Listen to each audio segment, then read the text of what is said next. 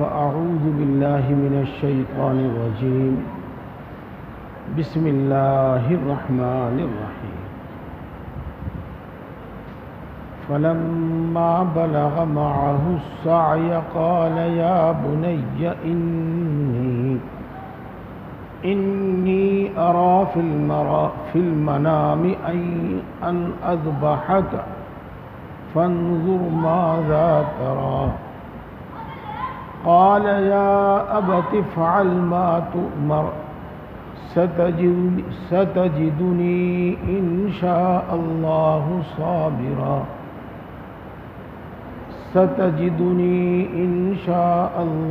من الصابرين فلما أسلما وتله للجبين صدق اللہ العظیم۔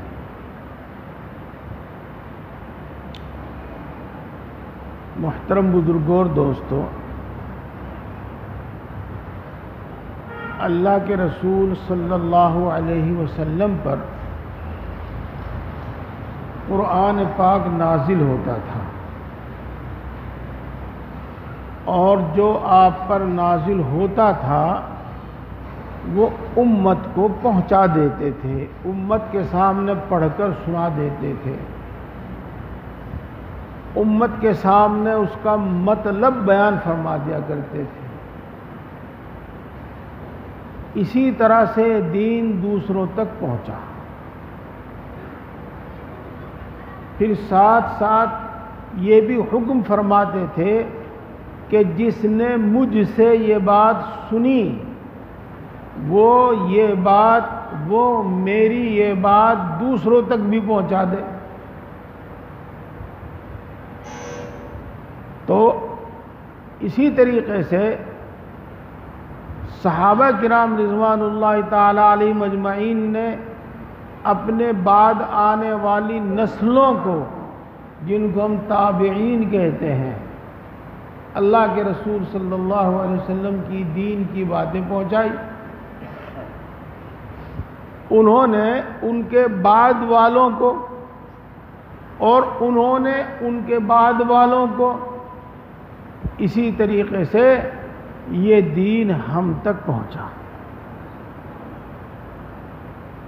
اور الحمدللہ ثم الحمدللہ، اللہ کا انعام، اللہ کا احسان کہ قرآن پاک، اللہ کی کتاب جو کی تو محفوظ ہے۔ جو باتیں، جس طرح کی باتیں اللہ کے رسول صلی اللہ علیہ وسلم پر نازل ہوئی تھی، آج تک وہ اسی طرح محفوظ ہے، اسی طرح باقی ہے۔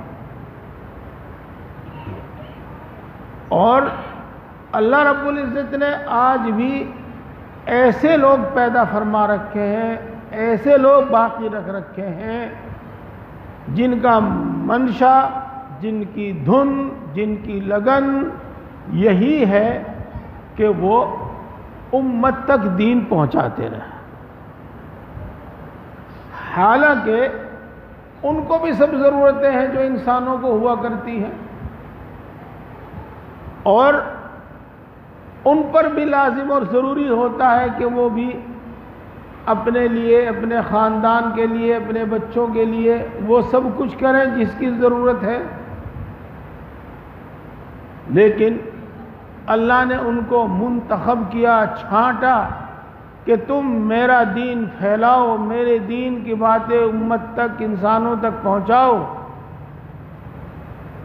تو وہ اسی کام میں لگے رہے۔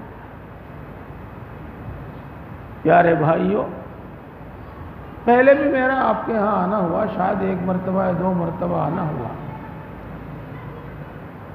اس جلسے کی اور اس مجلس اور اس وعظ و تقریر کی کوئی دوسری غرض نہیں ہے، نہ کوئی چندہ کرنا اس کی کوئی غرض ہے، کوئی دوسری غرض نہیں ہے۔ اس کی غرض صرف یہی ہے کہ ہم دین کی بات سنیں، ان پر عمل کریں اور اپنی زندگی دین کے مطابق گزاریں، اور کوئی دوسرا منشا اور کوئی دوسری غرض اس کی نہیں ہے۔ پیارے بھائیوں، آج چاند کی 27 تاریخ ہے، اور آپ جانتے ہیں کہ چاند 29 کو بھی نظر آ سکتا ہے، اور 30 میں تو بات پکی ہے ہی،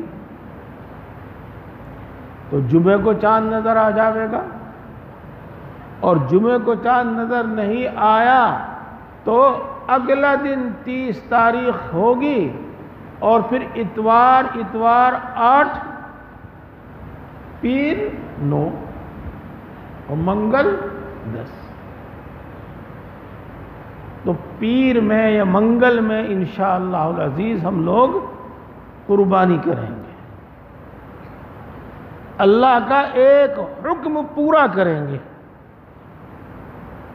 جو ہمارے ذمے واجب ہے، فرض ہے، اس واسطے کہ واجب اور فرض میں کوئی خاص فرق نہیں ہوتا۔ میرے بھائیوں،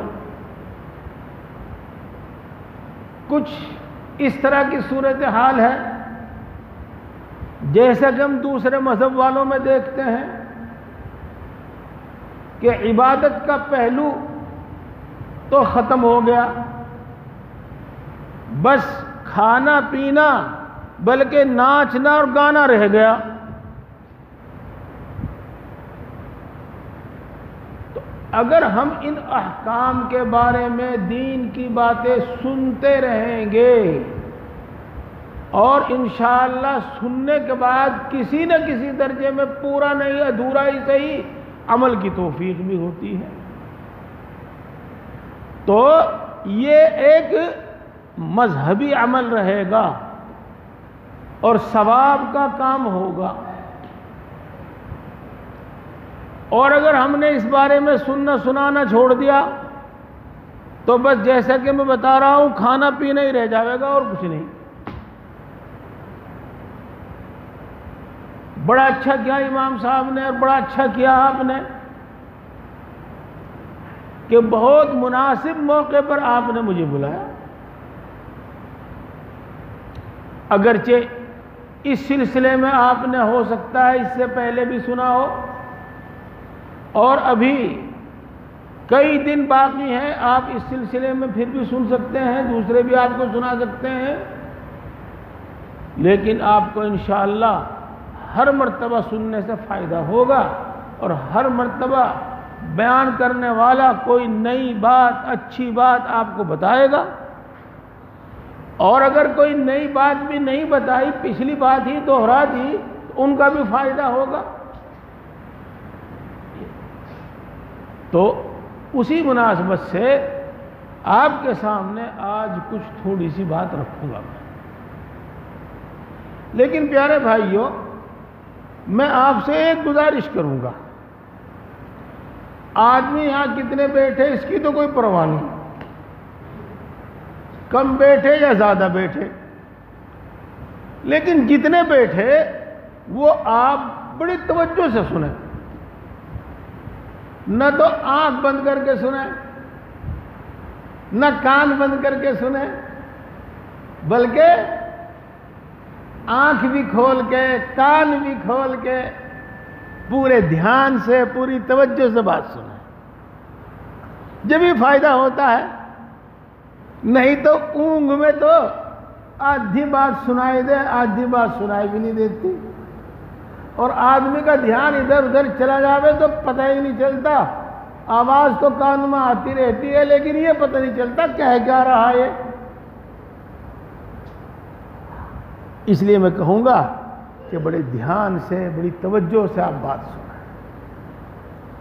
میرے دوستو، واقعہ کتنا اہم ہے، کتنا اہم ہے، آپ سنیں گے تو آپ کو پتہ چلے گا۔ انبیاء کرام علیہم السلام میں سے ایک بڑے مرتبے کے نبی گزرے ہیں، ان کا نام ہے حضرت ابراہیم علیہ السلام۔ ان کی عمر 86 سال ہو گئی تھی، 86 سال، اور 86 سال تک ان کے ہاں کوئی اولاد نہیں تھی۔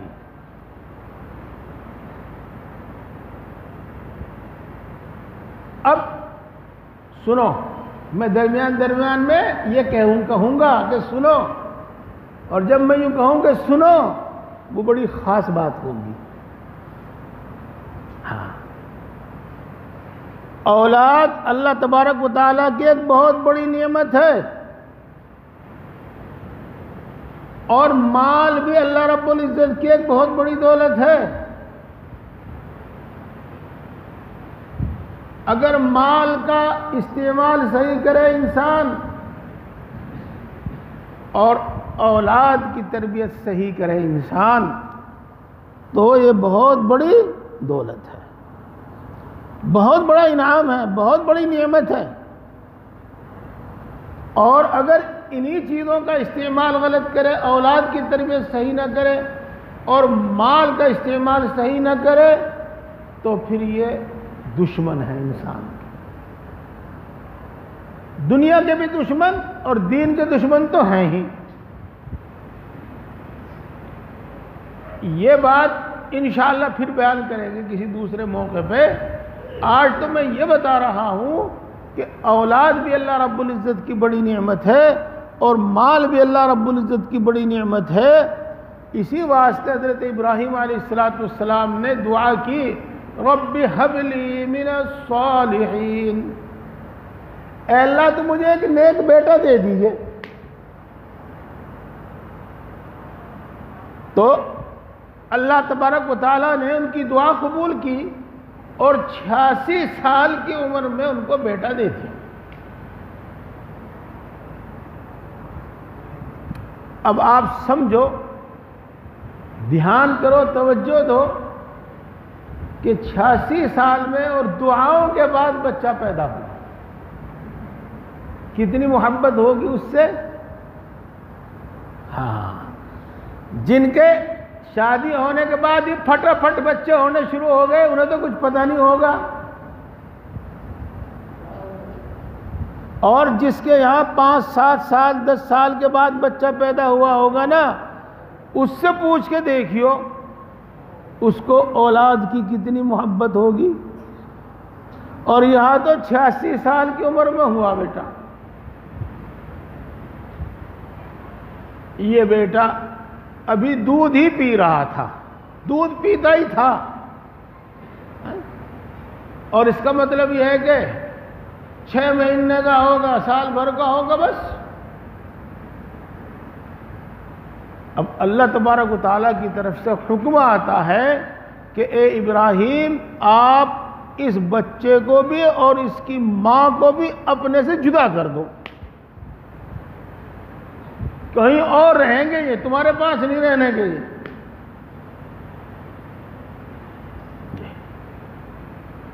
ساتھ میں حضرت جبریل علیہ السلام بھی آ گئے کہ اللہ کا حکم ہے کہ بیوی کو اور اس بچے کو کہیں چھوڑ دو اور چلو میں ساتھ چل رہا ہوں. تو حضرت ابراہیم علیہ السلام اپنی بیوی حضرت ہاجرہ اور ان کے بیٹے، اپنے بیٹے حضرت اسماعیل علیہ السلام کو ساتھ لے کر چل دی. ساتھ میں تھوڑی سی کھجوریں لے لی اور ایک مشکیزے میں، ایک مشک میں پانی لے لیا، اور بس یہی تھا اور کچھ نہیں. چل دیے. ملک فلسطین، ملک شام، ملک فلسطین، جس کا نام آج آپ کثرت سے سن رہے ہوں گے، بڑا ہرا بھرا باغوں والا، کھیتیوں والا ملک ہے. اس کے جنگل بھی ہرے بھرے ہیں، جنگلوں میں بھی پھلدار پیڑ. حضرت ابراہیم علیہ السلام چل رہے تھے، حضرت جبریل ساتھ تھے. تو جس جگہ جنگل میں پانی کا چشمہ ہوتا، جس جگہ جنگل میں پھلدار درخت دکھائی دیتے، کوئی محفوظ سی اچھی سی جگہ دکھائی دیتی، حضرت ابراہیم کہتے جبریل سے، اے جبریل یہاں چھوڑ دوں ان کو. حضرت جبریل فرماتے نہیں آگے چلو. اب وہاں سے آگے چل دیے، چلتے رہے. ہاں آگے چل کر پھر کوئی ہری بھری جگہ آئی، پھلوں والی اور پانی والی جگہ آئی، زندگی کی ضروریات جہاں مل سکتی تھی ایسی جگہ آئی. پھر حضرت ابراہیم کہتے کہ یہاں چھوڑ دوں، حضرت جبریل کہتے کہ نہیں آگے چلو. میرے دوستو، اسی طریقے سے ہزاروں میل کا سفر طے ہو گیا. ہزاروں میل کا سفر طے ہو گیا، اور ایک جگہ ایسی آئی جہاں پر نہ کوئی درخت تھا، نہ کہیں پانی کا چشمہ تھا، یعنی دور دراز تک بھی زندگی کے کوئی آثار نہیں تھے. کھانے پینے کی کوئی چیز کہیں نظر نہیں آتی تھی. وہاں پر حضرت جبریل کہتے ہیں کہ یہاں چھوڑ دو ان کو.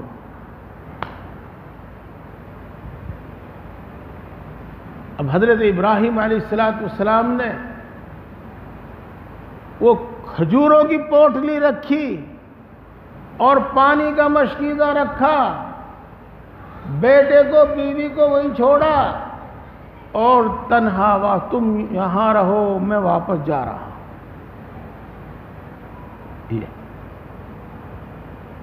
تسلی کے دو لفظ بھی نہیں کہے جا رہے تھے، اس واسطے کہ انسان نبی ہو، ولی ہو، کسی بھی درجے کا ہو، لیکن ہوتا انسان ہی. ہاں تو اگلی بات سنیو میرے بھائیوں. جب پانی کا مشکیزہ، کھجوروں کی پوٹلی وہاں رکھی، بچے کو وہاں رکھا اور چل دیے، تو حضرت ہاجرہ حضرت ابراہیم کی بیوی آپ کے پیچھے دوڑی اور پوچھا تم ہمیں یہاں کیوں چھوڑ کر جا رہے ہو؟ تو حضرت ابراہیم علیہ السلام کی زبان سے کچھ نہیں نکلا. جب حضرت ہاجرہ کو کوئی جواب نہیں ملا تو آخر وہ بھی نبی کی بیوی تھی، تو اس نے کہا کیا تم مجھے یہاں اللہ کے حکم سے چھوڑ کر جا رہے ہو؟ سن رہے آپ؟ وہ کہتے کیا تم مجھے یہاں اللہ کے حکم سے چھوڑ کر جا رہے ہو؟ حضرت ابراہیم علیہ السلام نے زبان سے نہیں سر کے اشارے سے جواب دیا کہ ہاں میں تمہیں یہاں اللہ کے حکم سے چھوڑ کر جا رہا ہوں. تو اس کے بعد سنیے، اور وہ بات سننے کی ہے، وہ جواب سننے کا ہے. حضرت ہاجرہ یوں فرماتی ہیں اذن لا یضیعنا، جب تم ہمیں اللہ کے حکم سے یہاں چھوڑ کر جا رہے ہو تو اللہ ہمیں برباد نہیں کرے گا، اللہ ہمیں ہلاک نہیں کرے گا. میرے دوستو، اللہ پر اتنا یقین ہونا چاہیے، اللہ پر اتنا یقین، اتنا بھروسہ ہونا چاہیے، اور اللہ کے احکام کی تعمیل، اللہ کے حکم کو بجا لانا بڑا ضروری اپنے اوپر، اور کسی نفع کی پرواہ نہ کسی نقصان کی پرواہ. اللہ اپنے احکام کو پورا کرنے والوں کو ضائع نہیں کرتا، ہلاک نہیں کرتا، برباد نہیں کرتا. میرے دوستو، حضرت ابراہیم علیہ السلام کو وہاں ٹھہرنے کی بھی اجازت نہیں. حضرت ابراہیم دیکھو، مکہ مکرمہ جہاں کچھ آبادی نہیں تھی، کچھ نشان نہیں تھا، اسی جگہ صفا مروہ جو آپ نے سنا ہے یہاں حضرت حاجرہ کو اور ان کے بیٹے اسماعیل کو چھوڑا تھا، اور اب وہ یروشلم جس کو کہتے ہیں آج کل آپ لوگ، وہ علاقہ کنعان کا علاقہ، غزہ کا علاقہ، یوں کہہ لیجیے گا آپ، غزہ کا علاقہ، وہاں پر حضرت ابراہیم علیہ السلام رہا کرتے تھے۔ تو کئی ہزار میل کا سفر کر کے وہاں آتے، لیکن وہاں ٹھہرنے کی اجازت نہیں تھی، وہ واپس چلے جاتے۔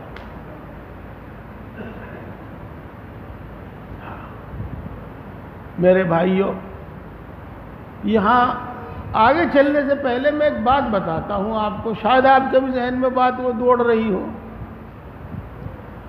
وہ تو نبی تھے، ان کے پاس تو وحی آتی تھی، اس لیے اللہ تبارک و تعالیٰ نے انہیں بتا دیا کہ آپ اپنی بیوی کو، آپ اپنے بیٹے کو اپنے سے جدا کر دو اور ان کو یہاں چھوڑ دو، تم یہاں مت رہو۔ ہم اور آپ تو نبی نہیں ہیں، ہمارے پاس تو کوئی وحی نہیں آنے کی۔ ہاں، اللہ تبارک و تعالیٰ جو چاہے گا اس کے حالات پیدا ہو جائیں گے ایسے ہی۔ میری بات سن رہے بھائی آپ؟ سمجھ میں آ رہی بات؟ تو وحی تو ہمارے پاس نہیں آئے گی، لیکن اللہ تبارک و تعالیٰ جو چاہیں گے اس کے حالات پیدا ہو جائیں گے۔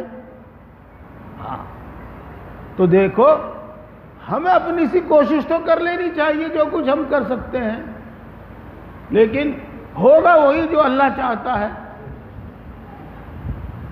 تو اس کے بعد ہمیں اس پر راضی رہنا چاہیے کہ یہ اللہ کی طرف سے ہے، اور اس پر راضی رہنا چاہیے۔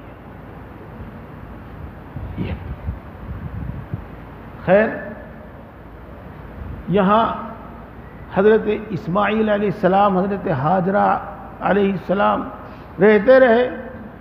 قصہ تو بہت لمبا ہے، میں سارا کیا قصہ بتاؤں آپ کو، ایک چھوٹا سا قصہ اور اس میں کو بتا دیتا ہوں میں۔ وہ مشکیزہ جو پانی کا تھا کتنے دن ساتھ دیتا، وہ جو ایک پٹوکلی کھجوروں کی تھی وہ کتنے دن ساتھ دیتی، اور یروشلم سے چل کر مکہ مکرمہ آنا کوئی آسان کام نہیں تھا۔ اگر ابراہیم علیہ السلام یہاں توشہ اور کھانے پینے کا سامان بھجوانے کی کوشش بھی کرتے تو کتنا بھجوا سکتے تھے، کتنا لا سکتے تھے۔ بہرحال جو وہ ختم ہوا تو حضرت حاجرہ علیہ السلام کو دودھ اترنا بھی بند ہو گیا۔ اب نہ وہاں بچے کے لیے پانی ہے اور نہ وہاں بچے کے واسطے دودھ ہے، اور بچہ اپنی بات زبان سے نہیں کہتا بلکہ وہ رو کر بتاتا ہے، اپنی ساری ضرورت، اپنا سارا دکھ وہ رو کر بتاتا ہے۔ اب بھوکے بچے نے تڑپنا اور بلبلانا شروع کیا۔ ہم سب جانتے ہیں کہ بچے کو روتا دیکھ کر، بچے کو بلبلاتا دیکھ کر ماں تو برداشت کر ہی نہیں پاتی، باپ بھی برداشت نہیں کر پاتا، بلکہ خود یہ انسان بڑا رحم دل ہوتا ہے اکثر و بیشتر، یہ دوسرے کے بچے کو روتا دیکھ کر خود بھی بلبلانے لگتا ہے، اور ماں کا تو کیا کہنا اور باپ کا تو کیا کہنا۔ تو حضرت حاجرہ سے اپنے روتے، بلبلاتے، چیختے، چلاتے بچے کو دیکھا نہیں گیا۔ اب ان کے پاس اور تو کچھ نہیں تھا، اور تو کچھ نہیں تھا۔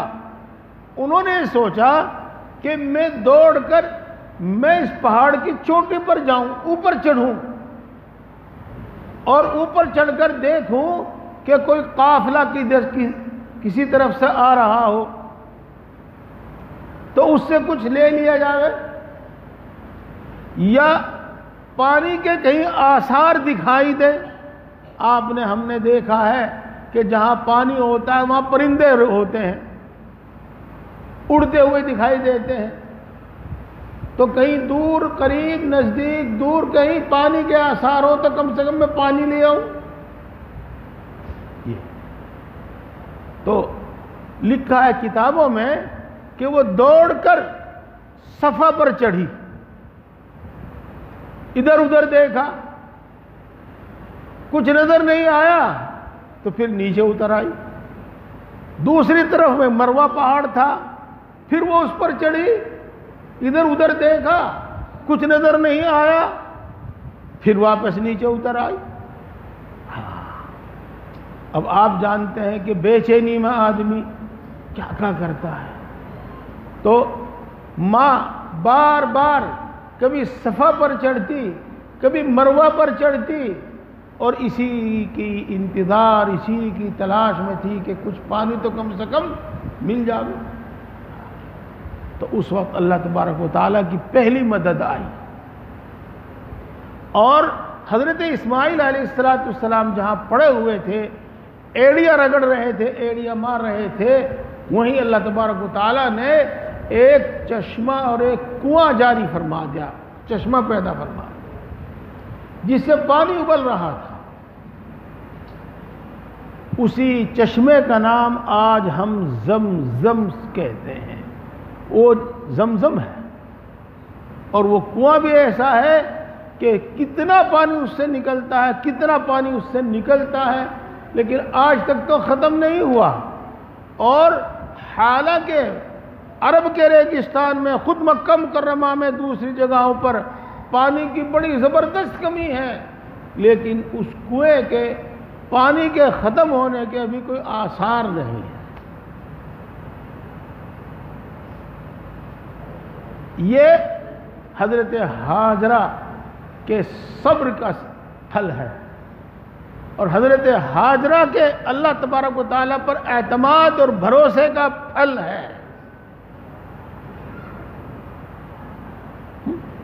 اور اللہ تبارک و تعالیٰ کو حضرت ہاجرہ کی یہ ادا ایسی پسند آئی، ایسی پسند آئی، ایسی پسند آئی کہ قیامت تک کے جو لوگ حج کرتے ہیں ان سب پر یہ لازم اور ضروری کر دیا گیا، ان سب پر یہ لازم اور ضروری کر دیا گیا۔ میرے دوستو، ویسے تو آپ ماشاءاللہ نیک آدمی ہیں، گاؤں کے رہنے والے ہیں، شاید مشاعرے وغیرہ کے شوقین نہ ہوں آپ، اور ہو سکتا ہے مشاعرے وغیرہ کے شوقین ہوں، تو جو چیز، جو کلام پسند آتا ہے، آدمی اس کو بار بار سننا چاہتا ہے، بار بار سننا چاہتا ہے۔ مکرر ارشاد، مکرر ارشاد، تو بار بار سننا چاہتا ہے۔ اور جو عمل زیادہ پسند ہوتا ہے، جو اس کو بار بار دیکھنا چاہتا ہے۔ تو اللہ تبارک و تعالیٰ نے حضرت ہاجرہ علیہ السلام کے اس عمل کو اتنا اپنے ہاں قبول فرمایا، اور اللہ کو اتنا پسند آیا کہ ہر حاجی کے ذمہ لازم اور ضروری کر دیا کہ تم صفا سے مروہ پر چڑھو دوڑ کر، اور مروہ سے صفا پر چڑھو دوڑ کر۔ آج اگرچہ صفا مروہ وہاں نہیں ہے، بس تھوڑا سا اس کا نشان باقی ہے، لیکن بہرحال آج بھی ہم وہاں اسی طرح چلتے ہیں۔ اور آپ نے دیکھا ہوگا، آپ میں سے جو لوگ حج کرنے گئے ہوں گے، آپ میں سے جو لوگ عمرہ کرنے گئے ہوں گے، کہ ادھر بھی ایک ہرا ستون ہے، ادھر بھی ایک ہرا ستون ہے۔ جب اس ہرے ستون سے اس ہرے ستون تک جاتے ہیں تو مردوں کے لیے حکم ہے کہ دوڑ کر چلاؤ، یہاں آہستہ نہیں، ہاں دوڑ کر چلو۔ یہ وہی نقل ہے جو حضرت ہاجرہ علیہ السلام کا عمل اللہ کو پسند آیا۔ میرے دوستو، اللہ تبارک و تعالیٰ نے یہ قصے قرآن پاک میں بیان فرمائے ہیں۔ خیر، اب یہی بیٹا اسماعیل، اس کا نام، اتنا بڑا ہو گیا کہ چلنے پھرنے لگا۔ روایات سے معلوم ہوتا ہے کہ 10-11 سال کے ہو گئے، یہ 10-11 سال کے، 12 سال کے ہو گئے۔ فَلَمَّا بَلَغَ مَعَهُ السَّعْيَ قَالَ يَا بُنَيَّ إِنِّي أَرَىٰ فِي الْمَنَامِ أَنِّي أَذْبَحُكَ فَانظُرْ مَاذَا تَرَىٰ۔ تو حضرت ابراہیم علیہ السلام کو اللہ تبارک و تعالیٰ کی طرف سے خواب نظر آتا ہے، اور اس طرح کا خواب نظر آتا ہے جیسا کہ وہ اپنے بیٹے کو ذبح کر رہے ہیں۔ دوستو، انبیاء کرام علیہ السلام کا خواب بھی وحی کی طرح ہی ہوتا ہے۔ ہمارا تمہارا خواب نہیں، ہمارا تمہارا خواب جو ہم سوتے میں دیکھتے ہیں وہ سب خواب ہی نہیں ہوتا اکثر و بیشتر۔ ہاں، انبیاء کا خواب وہ وحی کے حکم میں ہی ہوتا ہے۔ تو حضرت ابراہیم علیہ السلام نے مسلسل 3 دن تک یہ دیکھا۔ ابراہیم علیہ السلام نے ارادہ کیا کہ میں اپنے بیٹے کو ذبح کروں۔ تو حضرت ابراہیم علیہ السلام نے پہلے اپنے بیٹے سے پوچھا کہ بیٹا، میں نے کچھ اس طرح کا خواب دیکھا ہے، اب تم بتاؤ تمہاری کیا رائے ہے؟ میرے بھائیوں، پہلے ہم اپنا حال دیکھ لیں۔ ہاں، اجی مول صاحب کچھ گنجائش ہو تو دیکھ کے بتا دو، اور اس مولوی صاحب نے کچھ گنجائش نہیں بتائی تو دوسرے مولوی صاحب کے پاس پہنچ جائیں گے، اور دوسرے مولوی صاحب دوسرے مفتی صاحب کے پاس سے تیسرے مفتی صاحب کے پاس پہنچ جائیں گے، اور یہ کہیں گے جی کوئی گنجائش ہو تو بتا دو، اور جو ہمارے مرضی کے مطابق بتا دے گا اس سے بڑا پھر مفتی کوئی نہیں، اس سے بڑا کوئی مولوی نہیں۔ تو میرے دوستو، اگر ابراہیم علیہ السلام بھی خدا نہ خواستہ اس طرح کرتے تو کیا ہوتا؟ ارے خواب کی بات ہے کیا؟ لیکن ابراہیم علیہ السلام پوری طریقے سے اپنے بیٹے کو ذبح کرنے کے واسطے تیار، اور بیٹے کے سامنے جب یہ بات رکھتے ہیں تو بیٹا بھی یوں کہتا ہے، قال یا ابت افعل ما تؤمر ستجدنی ان شاء اللہ من الصابرین۔ ابا جان، آپ کو جو حکم ہوا ہے آپ پورا کیجئے اس کو، آپ انشاءاللہ مجھے صبر کرنے والوں میں سے پائیں، جس کا مطلب یہ ہے کہ میں ذبح ہونے کے واسطے تیار ہوں، اور آپ بھی اللہ کے حکم کو پورا کرنے کے واسطے تیار ہیں۔ میرے دوستو، پھر میں آپ کو یہ بات کہتا ہوں،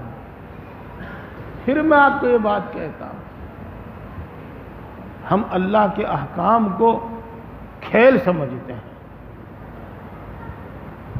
اور ہماری زندگی میں سے دین کے احکام نکلتے جا رہے ہیں اور ہمیں کوئی پرواہ بھی نہیں ہے۔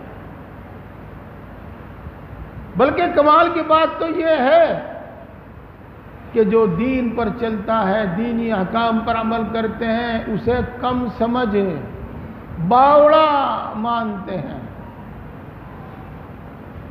اور جو اللہ کے حکام کو توڑتا ہے بڑا سمجھدار، بڑا ہوشیار آدمی ہے، اجی بڑا پڑھا لکھا آدمی ہے۔ صورتحال یہ ہوگی۔ دیکھو، باپ بھی تیار ہے ذبح کرنے کے واسطے، اور بیٹا بھی تیار ہے ذبح کرنے کے واسطے۔ یہ بات تو قرآن پاک میں موجود ہے۔ اس کے بعد کا تھوڑا سا قصہ ہے، وہ حدیثوں میں آتا ہے۔ وہ اس طرح پر ہے کہ ایک دن ابراہیم علیہ السلام اپنے گھر آئے اور ہاجرہ کو کہا کہ اسماعیل کو نہلا دو، اسماعیل کو اچھے کپڑے پہنا دو۔ ماں نے بیٹے کو اسماعیل کو نہلایا، اچھے کپڑے پہنائے، آنکھوں میں سرما ڈالا، اور باپ کے حوالے کر دیا، لو جاؤ جہاں جانا۔ حضرت ابراہیم علیہ السلام گھر سے نکلتے ہیں اسماعیل کو لے کر، اور ساتھ میں ایک چھری بھی ہے اور ساتھ میں رسی بھی ہے۔ اب چلے جاتے ہیں، لیکن شیطان تو اپنا کام کرتا ہے۔ ہاں، اس نے ابراہیم علیہ السلام کا جذبہ دیکھ لیا تھا، اور وہ جانتا تھا کہ یہ نبی ہیں، اور وہ جانتا تھا کہ ہاں تیری دال نہیں گلے گی۔ اس نے اسماعیل علیہ السلام پر اپنا جال پھینکنا چاہا، اسماعیل علیہ السلام پر اپنا جال پھینکنا چاہا، وہاں بھی وہ ناکام رہا، وہ بھی ناکام رہا۔ اس واسطے کہ حدیثوں میں آتا ہے کہ جب اسماعیل سے اس نے بات کرنی شروع کی تو اسماعیل اگر سے بچے تھے، وہ کہنے لگے، شیطان سے سوال کیا کہ میرا باپ مجھ کو کیوں ذبح کرے گا؟ شیطان نے مجبور ہو کر جو کہنا نہیں چاہتا تھا وہ لیکن کہنا پڑا کہ اس کو اللہ کا حکم ہے اس لیے تمہیں ذبح کرے گا۔ سنو میرے بھائیوں اور میرے نوجوان بھائیوں، سنو، اسماعیل یوں کہتے ہیں کہ ایک جان ہے، اگر 100 جان ہوتی نا تو میں 100 مرتبہ اللہ کے حکم پر قربان ہونے کے واسطے اور ذبح ہونے کے واسطے تیار ہوں۔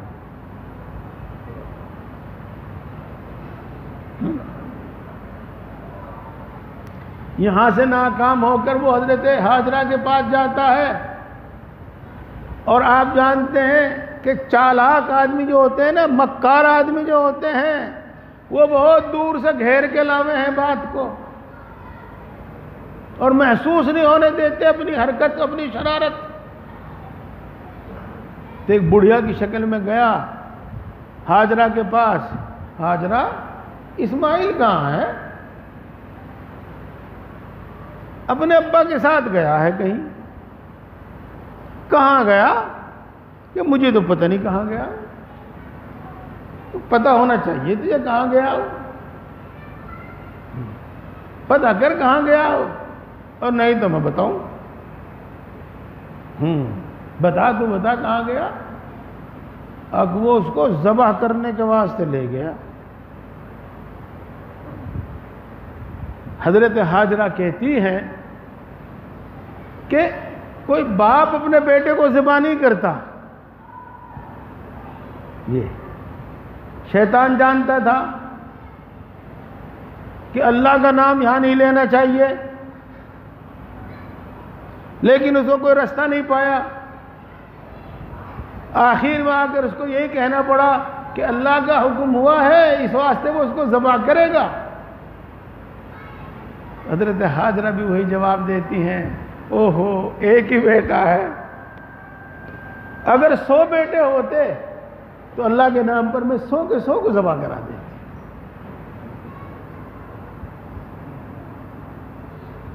میرے دوستو، اللہ اتنی بڑی شان والا ہے، اور اللہ کا حکم ماننا اتنی خوش نصیبی کی بات ہے۔ میرے پیارے بھائیوں، میں بات تو کچھ اور بیان کرنا چاہ رہا تھا، لیکن یہ قصہ بھی ہے، پورا کر دوں۔ اب شیطان یہاں سے مایوس ہو کر اپنی سی کوشش کرتا ہے، بعد نہیں آتا، اور وہ حضرت ابراہیم علیہ السلام کا راستہ روک کر کھڑا ہو جاتا ہے تاکہ ابراہیم مینا تک نہ پہنچے، مینا تک نہ پہنچے۔ حضرت ابراہیم اللہ کے نبی تھے، ان کو معلوم تھا، تو انہوں نے اللہ اکبر پڑھ کر تکبیر کہہ کر اس کو کنکریاں ماری، وہ اپنا راستہ چھوڑ گیا، الگ ہو گیا۔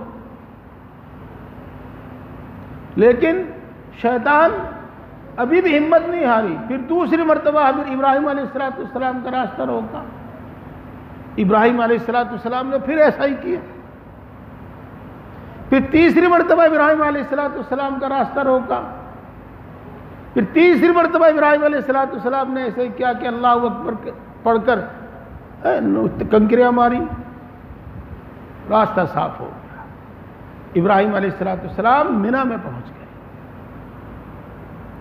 میرے بھائیوں، قصہ سنانا مقصود نہیں ہوتا، بلکہ اس میں بہت سارے سبق ہوتے ہیں، بہت ساری نصیحتیں ہوتی ہیں، وہ نصیحتیں اور وہ سبق یاد دلانا مقصود ہوتا ہے۔ ہم اپنی زندگی میں عمل کرتے ہیں اور بہت مرتبہ عمل ہماری مرضی کے خلاف ہوتا ہے، اور جب عمل ہماری مرضی کے خلاف ہوتا ہے تو ہم پر دشوار ہوتا ہے اور ہم پر بھاری ہوتا ہے، ہم پر بھاری ہوتا ہے۔ بہت مرتبہ انسان کی طبیعت کے اندر یہ بات ہوتی ہے، تو بہت مرتبہ شیطان کا یہ اثر ہوتا ہے کہ شیطان کے اثر سے وہ اللہ کے حکم کو پورا نہیں کرنا چاہتا، اور بہت مرتبہ ہمارے معاشرے کی طرف سے، ہمارے ارد گرد رہنے والے لوگوں کی طرف سے دین پر عمل کرنے میں رکاوٹ پیدا ہوتی ہے۔ یہ تو ہم دیکھتے ہیں، بات ہوگی ابھی۔ میں آپ کو بتاؤں ایک بات، بالکل صاف بات۔ حضرت موسیٰ علیہ السلام جب طور پر گئے تھے اور اللہ تبارک و تعالیٰ سے بات ہوئی تھی، تو اللہ تبارک و تعالیٰ نے وہاں کچھ احکام دیے تھے کہ موسیٰ تمہیں یہ حکم پورے کرنے ہیں۔ ان میں سے ایک حکم نماز کا بھی تھا۔ یہ اللہ نے اپنے تمام احکام اس وقت جو دینے تھے موسیٰ علیہ السلام کو احکام دے کر پھر کیا فرمایا تھا؟ فَلَا يَصُدَّنَّكَ عَنْهَا مَن لَّا يُؤْمِنُ بِهَا وَاتَّبَعَ هَوَاهُ فَتَرْدَىٰ فَلَا يَصُدَّنَّكَ عَنْهَا مَن لَّا يُؤْمِنُ بِهَا وَاتَّبَعَ هَوَاهُ فَتَرْدَىٰ۔ اے موسیٰ سن لے، جو شخص اللہ پر ایمان نہیں لاتا اور جو شخص اپنے من کا کہنا مانتا ہے، اپنے نفس کا کہنا مانتا ہے، وَاتَّبَعَ هَوَاهُ اپنی خواہشات کی پیروی کرتا ہے، وہ تم کو اللہ کے ان احکام سے روکے گا تو یاد رکھ وہ تمہیں روکنے نہ پائے۔ اس کے روکنے سے تم مت رکنا، اللہ کے یہ احکام پورا کرنا۔ اگر تم اس کے روکنے سے رک گئے فَتَرْدَىٰ تو تم تباہ اور برباد ہو جاؤ گے۔ میرے دوستوں اور پیارے بھائی اور بزرگوں، اس بات کو اس وقت ہمیں سوچنے اور سمجھنے کی ضرورت ہے۔ میرے بھائی برا نہ مانیو، نفع کی بات ہے، برا نہ مانیو۔ داڑھی کیوں کٹا رہے ہیں ہم؟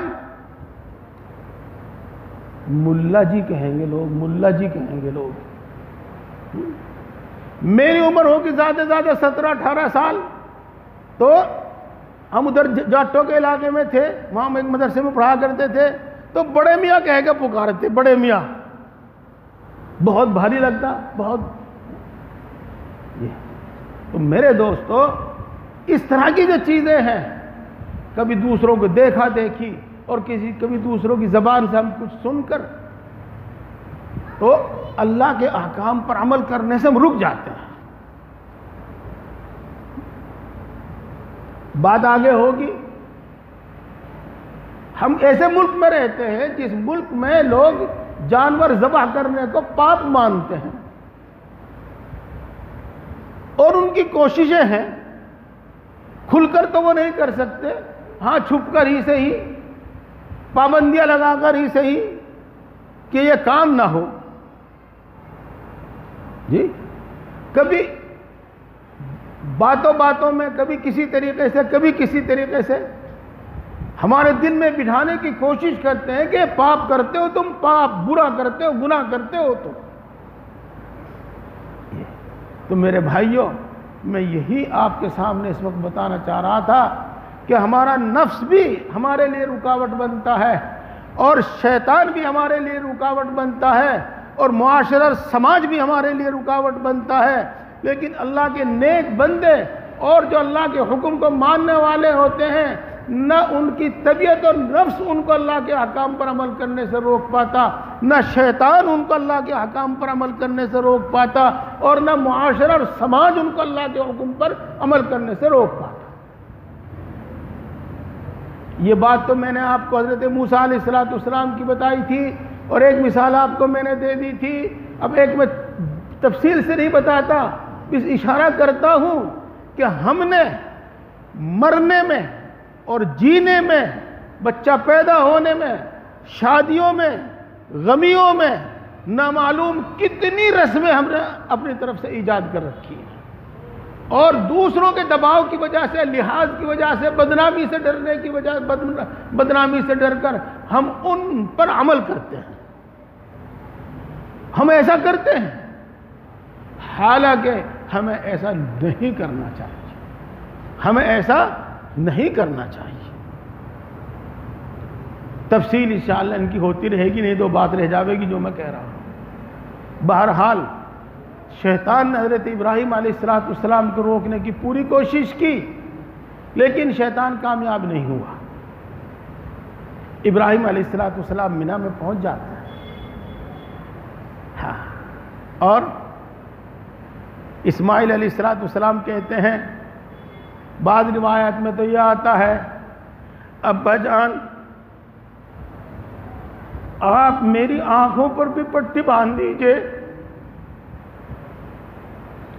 آپ اپنی آنکھوں پر بھی پٹی باندھ لیجئے، ایسا نہ ہو ذبح کرتے وقت جب میری اور تمہاری آنکھیں ملیں تو تمہیں مجھ پر ترس آ جاوے، تمہیں مجھ پر رحم آ جاوے، اور آپ اللہ کا یہ حکم پورا نہ کر سکو۔ حضرت ابراہیم نے اپنی آنکھوں پر بھی پٹی باندھ لی، حضرت اسماعیل کی آنکھوں پر بھی پٹی باندھ لی۔ اسماعیل کہتے ہیں، ابا جان میرے ہاتھ پیر مضبوط باندھ دو، مجھے تڑپتا دیکھ کر آپ اپنے کیے پر پچھتانے نہ لگیں، مجھے تڑپتا ہوا دیکھ کر آپ اپنے کیے پر شرمندہ پچھتاوا نہ کرنے لگے۔ اس کے بعد فَلَمَّا أَسْلَمَا وَتَلَّهُ لِلْجَبِينِ، جب وہ اللہ کا حکم پورا کرنے کے واسطے دونوں کے دونوں تیار ہو گئے، اللہ کے سامنے سر جھکا دیا، اور ایسا معلوم ہوتا ہے قرآن پاک کے سے کہ حضرت اسماعیل علیہ السلام کو الٹا لٹایا، پیشانی کے بل لٹایا، یوں بھی ہو سکتا ہے کروٹ پر لٹایا، یوں بھی ہو سکتا ہے کہ پیشانی یہاں بھی آتی ہے۔ اب حضرت ابراہیم علیہ السلام چھری تیز کر کے حضرت اسماعیل علیہ السلام کی گردن پر، چاہے یہاں چلاتے ہوں چاہے گدی پر چلاتے ہوں، تو چھری چلاتے ہیں جی،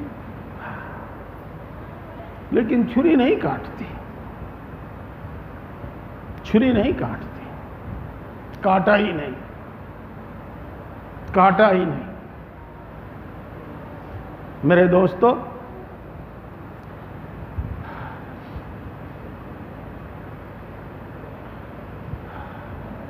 ہر چیز اللہ کی غلام ہے، اور ہر چیز اللہ کے حکم کو ماننے والی ہے۔ انسان اور جنات تو اللہ کے حکم کی نافرمانی کر بھی سکتے ہیں، باقی دوسری کوئی چیز اللہ کے حکم کی نافرمانی نہیں کر سکتی، اللہ کے حکم کے خلاف نہیں کر سکتی۔ آگ کو جب حکم ہوگا کہ جلا تو جلاوے گی، اور جب حکم ہوگا مت جلا تو نہیں جلائے گی۔ اور چھری کو جب حکم ہوگا کہ کاٹ تو کاٹے گی، اور جب حکم ہوگا کہ مت کاٹ تو کتنی تیز ہو نہیں کاٹے گی۔ تو چھری نہیں کاٹ رہی تھی۔ اسماعیل جو کر سکتے تھے وہ سب کچھ کیا، ابراہیم علیہ السلام جو کر سکتے تھے وہ سب کچھ کر دیا۔ یہ تو اب اللہ تبارک و تعالیٰ نے حضرت جبریل علیہ السلام کو جنت کا ایک مینڈھا دے کر بھیجا کہ جاؤ اسماعیل کو چھڑا دو اور اس کی جگہ یہ مینڈھا ذبح کر دو۔ میرے دوستو، آپ اور ہم بقرعید سے ایک دن پہلے 9 تاریخ کو فجر کی نماز سے ایک تکبیر پڑھتے ہیں، اس کو تکبیر تشریق کہتے ہیں۔ اللہ اکبر اللہ اکبر لا الہ الا اللہ اللہ اکبر اللہ اکبر وللہ الحمد۔ یوں کہتے ہیں علماء کرام کہ حضرت جبریل کو جب وہ مینڈھا دیا گیا اور یہ حکم ہوا کہ اسماعیل کی جگہ مینڈھا ذبح کیا جائے، تو حضرت جبریل وہاں سے لے کے بھاگ لیے۔ یہ میں نے آپ کی زبان میں بتایا آپ کو۔ اس کے باوجود کہ آن کے آن میں ان کا آنا تھا، لیکن یہ سوچ کر، یہ سمجھ کر کہ ایسا نہ ہو کہ چھری اس دوران اپنا کام کر جاوے، حضرت جبریل علیہ السلام نے دور سے پکارا اللہ اکبر اللہ اکبر۔ اور میں آپ کو قصہ سناتا لیکن بات لمبی ہو جاوے گی۔ حضرت ابراہیم علیہ السلام اللہ کی بڑائی اور اللہ کی تعریف کو سن کر مجنون ہو جاتے تھے، مجنون ہو جاتے تھے۔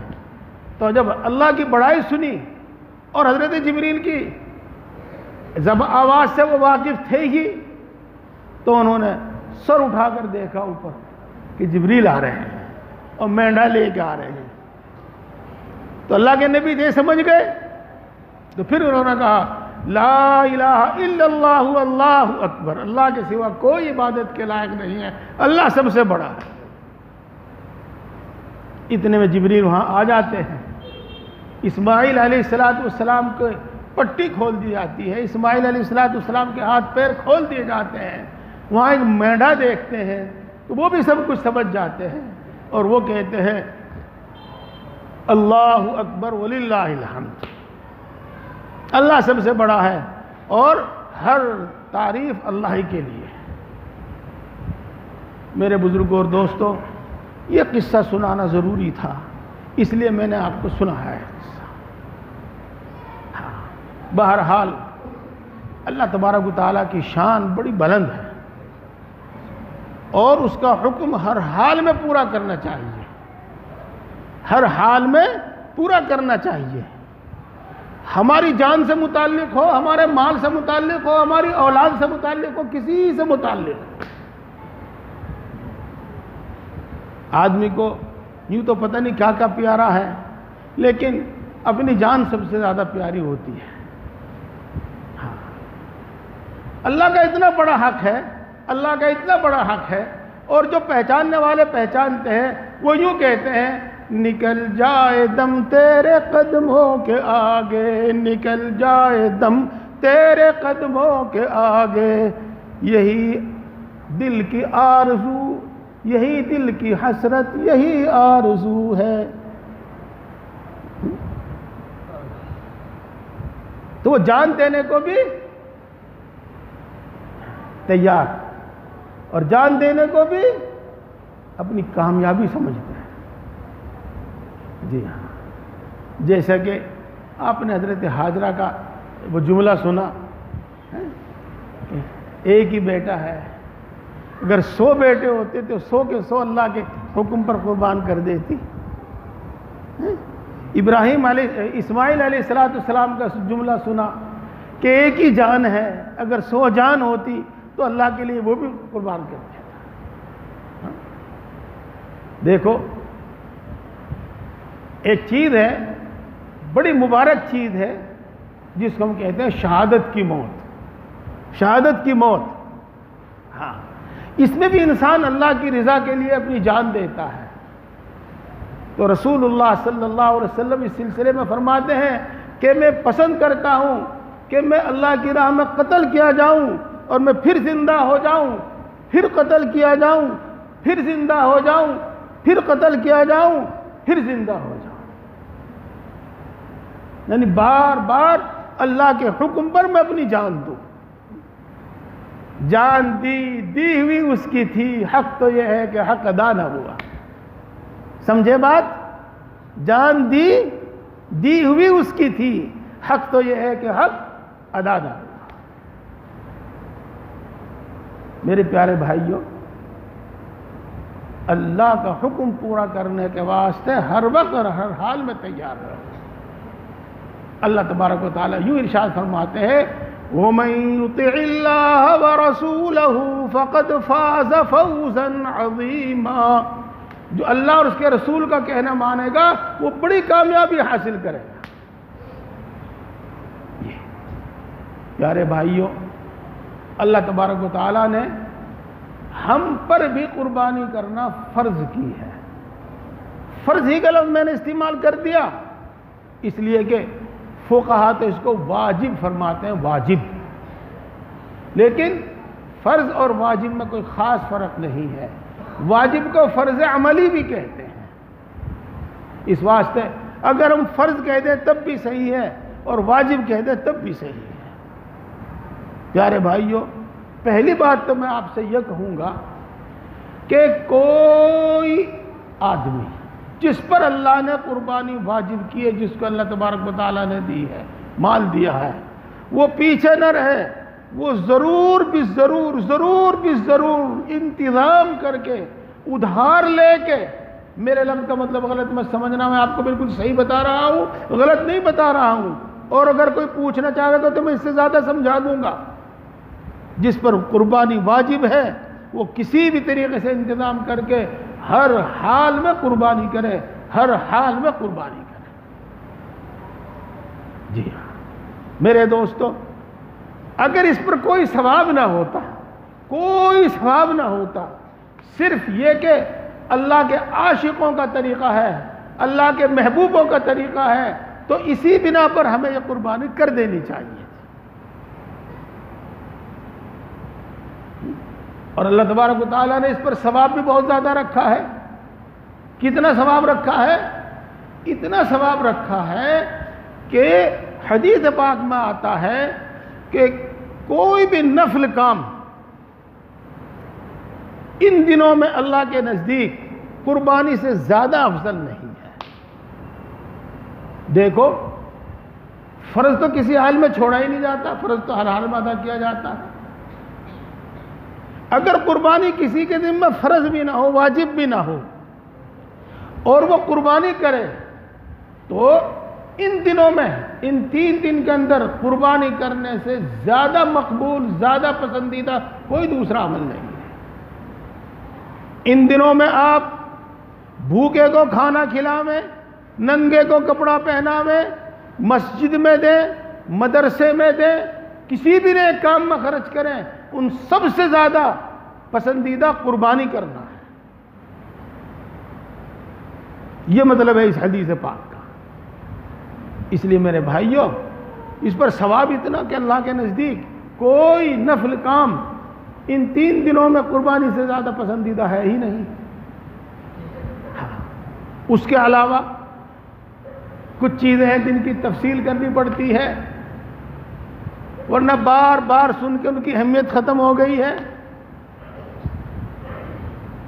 جی ہاں، جب جانور ذبح کرنے کے واسطے لٹایا جاتا ہے اور اس کی گردن پر چھری چلتی ہے اور اس کا خون نکلتا ہے، تو اللہ تبارک و تعالیٰ اس جانور کا خون کا قطرہ زمین پر گرنے سے پہلے قربانی کرنے والے کی مغفرت فرما دیتے ہیں۔ یہ اجر ہے، یہ ثواب ہے اس کا۔ میرے پیارو، بات سمجھ میں نہیں آئی ہوگی، آ جاوے گی۔ آپ سے میں سوال کروں، اگر کسی شخص کو موت کی سزا ہو جاوے، چلو موت تو بڑی دور کی بات ہے، عمر قید کی سزا ہو جاوے، عمر قید تو بہت زیادہ ہے، 5-7 سال کی سزا ہو جاوے، بتاؤ اس کے واسطے سب سے بڑی نعمت کیا ہے اور اس کی سب سے بڑی خواہش کیا ہے؟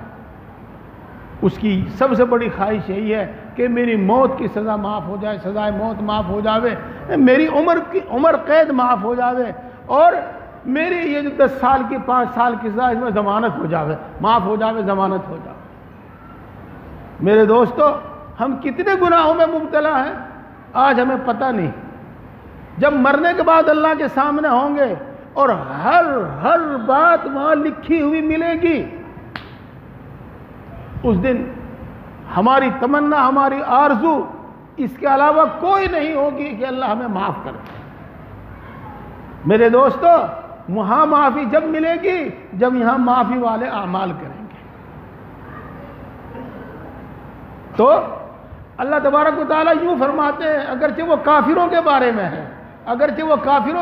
ہے، کہ اگر کافر اپنی سزا، یعنی ہمیشہ کی جہنم کی جو سزا اس کو ہے، اس کو معاف کرانے کے واسطے دنیا کی ساری دولت دے دے، اور جتنی دولت دنیا میں ہے کہیں سے لا کے اتنی اور دے دے، حالانکہ آ نہیں سکتی، پھر بھی اس کی سزا معاف نہیں کی جائے گی. اور اس زندگی میں آپ اللہ کا حکم پورا کرنے کے واسطے 5-7 ہزار روپے میں ایک جانور ذبح کیجئے، اللہ تبارک و تعالیٰ یوں فرماتے ہیں کہ اس کا خون کا قطرہ زمین پر گرنے سے پہلے اللہ تمہارے گناہ معاف کر دے گا. میرے دوستو، آپ نے ایک قصہ سنا ہوگا کہ میدان حشر میں جب اعمال تولے گئے تو نیکی اور گناہ سب برابر ہو گئے، اور دستور اللہ کا یہ ہے کہ جب نیکیوں کا پلڑا بھاری ہو جاوے گا تب جنت میں جاوے گا. اب یہاں جنت میں جانے کا راستہ نہیں تھا، اس کو آراف کہتے ہیں، آراف میں رہنے کا حکم تھا.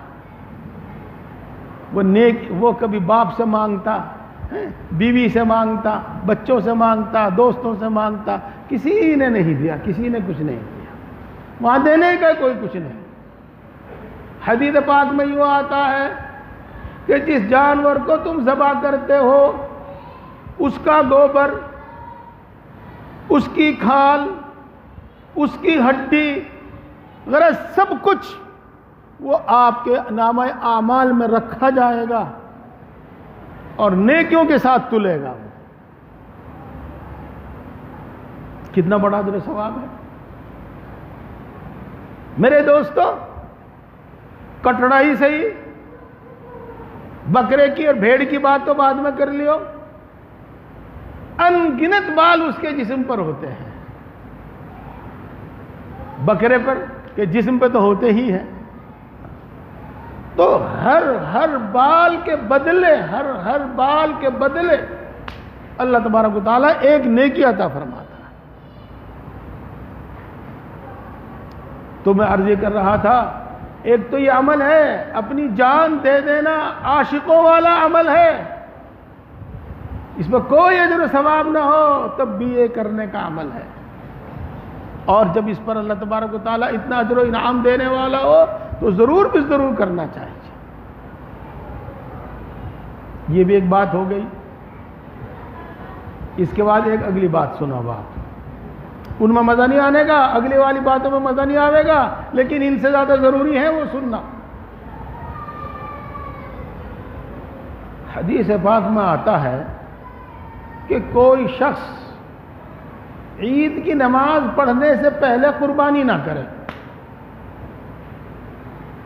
جہاں پر عید کی نماز ہوتی ہے، جس بستی میں، جس شہر میں عید کی نماز ہوتی ہے، وہاں پر عید کی نماز پڑھنے سے پہلے جانور ذبح نہ کرے.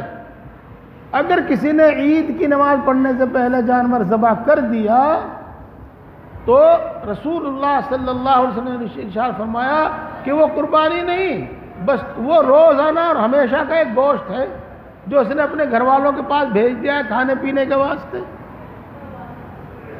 تو میرے دوستو، اس حدیث پاک کا مطلب آپ بھی خود سمجھ گئے ہوں گے، بغیر سمجھائے سمجھ گئے ہوں گے کہ جب قربانی شریعت کے مطابق کی جاوے گی، اللہ کے حکم کے مطابق کی جاوے گی، شریعت کے قانون کے مطابق کی جاوے گی، تو وہ قربانی ہوگی اور اس پر وہ اجر و ثواب ملے گا جو آپ سن رہے ہیں. اور جب وہ قربانی اللہ کے حکم کے مطابق نہیں ہوگی، شریعت کے مطابق نہیں ہوگی، تو بس وہ گوشت ہے کھانے کا، جیسے روز کھاتے ہیں اس دن بھی کھا لیا. جی ماشاءاللہ علماء حضرات بھی موجود ہیں، وہ میری بات کو زیادہ سمجھیں گے اور آپ کو بعد میں پھر زیادہ سمجھاویں گے.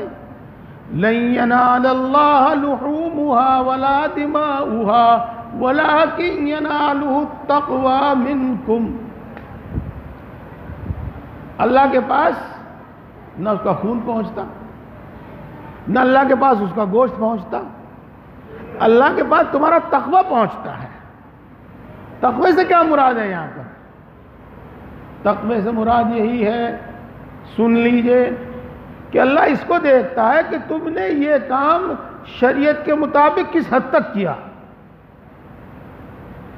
یہ کام جس حد تک تم نے جتنا زیادہ، جتنا اچھی طریقے سے شریعت کے مطابق کیا، یہی چیز اللہ کے یہاں قبول ہوگی، یہی چیز اللہ کے یہاں پہنچائے گی. اور اگر لاپرواہی سے کیا، اللہ کے حکموں کے مطابق نہیں کیا، تو پھر اس کی اللہ کے یہاں کوئی قدر نہیں ہوگی. ہاں، کوئی شبہ نہ کرے کہ اخلاص کے بارے میں ہے. تقوی سے مراد یہاں پر علماء کرام فرماتے ہیں اخلاص ہے. نہیں نہیں نہیں نہیں، تقوی کا ایک جز اخلاص بھی ہے، تقوی کا ایک حصہ اخلاص بھی ہے.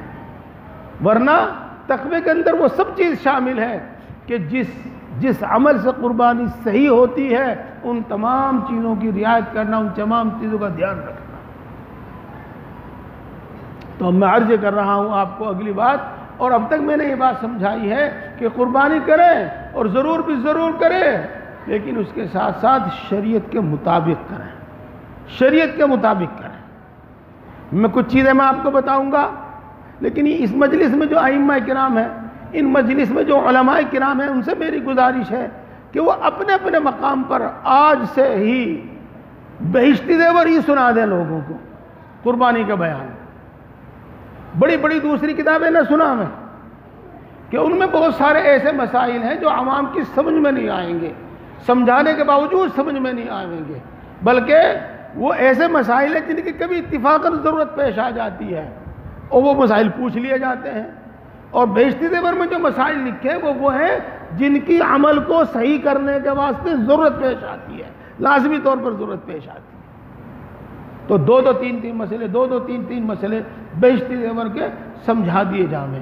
تو انشاءاللہ بقرعید سے پہلے وہ سارے مسائل آپ کے سامنے آ جائیں گے. اور جب کچھ مسائل آپ کے سامنے آ جائیں گے تو پھر آپ کے ذہن میں خود سوال پیدا ہوگا.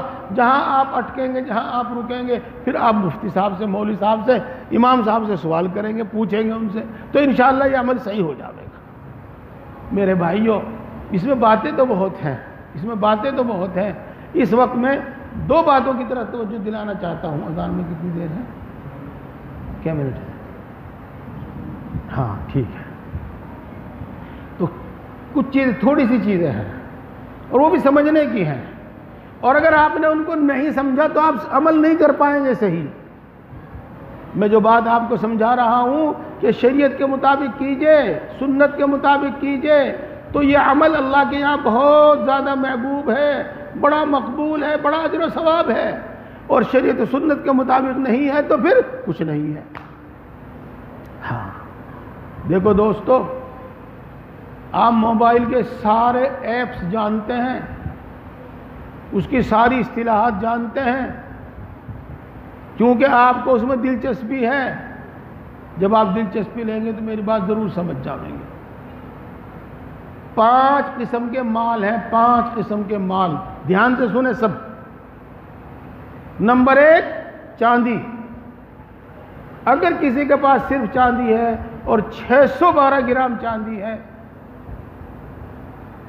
تو اس کے ذمہ قربانی واجب ہے. اگر کسی شخص کے پاس 87 گرام سونا ہے، تولے کی بات نہیں رہی آج کل، گرام کی بات ہے، 87 گرام سونا ہے تو اس پر قربانی واجب ہے. ٹھیک ہوگی بات؟ چلو. اور اگر کسی شخص کے پاس 612 گرام چاندی کی قیمت کے برابر روپیہ پیسہ ہے، اس پر قربانی واجب ہے.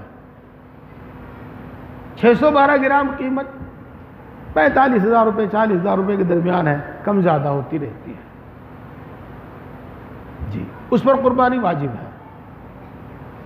اگر کسی شخص کے پاس تجارت کا کوئی بھی مال ہے تجارت کا، اور وہ 612 گرام چاندی کی قیمت کے برابر ہے، تقریباً 45-40 ہزار روپے کا ہے، تو اس پر قربانی واجب ہے۔ 4 چیزیں تو یہ ہو گئی: سونا، چاندی، روپیہ اور تجارت کا مال۔ ہاں، اور جس شخص کے پاس اس کی ضروریات سے زیادہ 612 گرام چاندی کی قیمت کا کوئی بھی سامان ہے، اس پر بھی قربانی واجب ہے، اس پر بھی صدقہ فطر واجب ہے، اور قربانی بھی اس پر واجب ہے۔ اس کی میں مثال دے دوں گا آپ کو۔ آپ کے پاس 2 ٹریکٹر ہیں، آپ کی ضرورت کے واسطے، کھیتی باڑی کے واسطے تو ایک ہی بتیرا، اب دوسرا بھی کھڑا، تو ایک تو آپ کی ضرورت کا ہے، دوسرا آپ کی ضرورت سے زیادہ۔ اب اس کی اگر قیمت 50-45 ہزار روپے ہے تو قربانی واجب ہے۔ یہ ہے گھر میں ایسا سامان جس کی کبھی کبھار ضرورت پیش آتی ہے، ضرورت آتی نہیں پیش پڑا، اگر وہ 612 گرام چاندی کی قیمت کے برابر ہے تو قربانی واجب ہے۔ یہ سمجھیں، اپنے گھر پہ جا کے مسئلہ بتانا آپ کے دن میں وہ بھی لازم ہے۔ بہو آئی، کتنے جوڑے لے کے آئی؟ 30-35، کم بتی تمہیں پتا ہوگا۔ اب ان میں سے کتنے پہننے گی وہ؟ 5-7 جوڑے۔ اب اس کے بعد 15-20-30 جوڑے رکھے ہوئے ہیں۔ اب ظاہر بات ہے کہ 3-4 ہزار روپے سے کم کا نہیں ہوتا جوڑا۔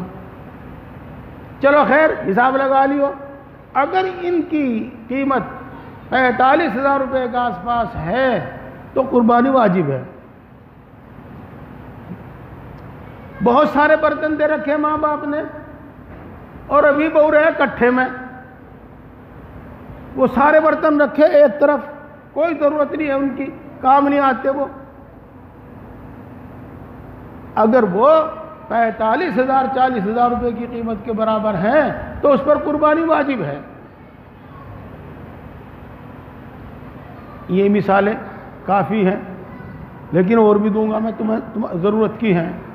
ہاں، ماشاءاللہ لمبا چوڑا گھر بھی ہے اور گھیر بھی ہے، اور ہماری ضرورت کے واسطے وہی کافی ہے، لیکن گورے میں بگا زمین لے کے گھیر رکھی، بچوں کے کام آ جائے گی، تو وہ جو گورے میں تمہارے بگا آدمی کی زمین پڑی وہ تمہاری ضرورت سے زیادہ ہے، اور ظاہر بات ہے کہ بھائی وہ تو بڑے پیسوں کی ہے، 45 ہزار روپے کی تھوڑا ہی ہے وہ، تو قربانی واجب ہے۔ یہ ہے کچھ مثال ہے، اور بھی آپ انشاءاللہ رضی خود پوچھو گے اب۔ اور اسی کے متعلق میں نے بتایا تھا کہ جس شخص کے دن میں قربانی واجب ہے لیکن اس کے ہاتھ میں پیسہ ہے نہیں، گھر پڑا اس کا، ایک دوسرا گھر پڑا جس کی کوئی ضرورت نہیں ہے، استعمال میں نہیں آ رہا، وہ پیسہ ہاتھ میں نہیں ہے، ادھار لے کے کرنی پڑے گی، قربانی کرنی پڑے گی۔ تو میرے دوستو، پہلے میں یہ عرض کر رہا ہوں آپ کو، پہلی بات جو میں عرض کرنا چاہتا ہوں کہ ہر شخص اپنی مال و دولت پر، اپنے روپے پیسے پر نظر ڈالے اور یہ سوچے، یہ طے کرے کہ میرے ذمہ قربانی واجب ہے کہ نہیں ہے۔ اگر اس کے ذمہ قربانی واجب ہے تو ضرور بھی ضرور کرے، ضرور بھی ضرور کرے، اس میں کوتاہی نہ کرے، اس واسطے کہ ثواب تو اس کا اپنی جگہ پر، لیکن اگر واجب ہونے کے باوجود قربانی نہیں کی تو رسول اللہ صلی اللہ علیہ وسلم کی دھمکی بھی رونگٹے کھڑے کر دینے والی ہے۔ اللہ کے رسول صلی اللہ علیہ وسلم نے یہ ارشاد فرمایا کہ جس شخص کے ذمہ قربانی واجب ہو اور وہ پھر بھی قربانی نہ کرے تو وہ ہماری عیدگاہ میں نماز پڑھنے بھی نہ آئے۔ جو کتنی بڑی دھمکی ہے، اس کا مطلب نہیں کہ نماز پڑھنی چھوڑ دیں، اس کا مطلب یہ ہے کہ قربانی ضرور بھی ضرور کریں۔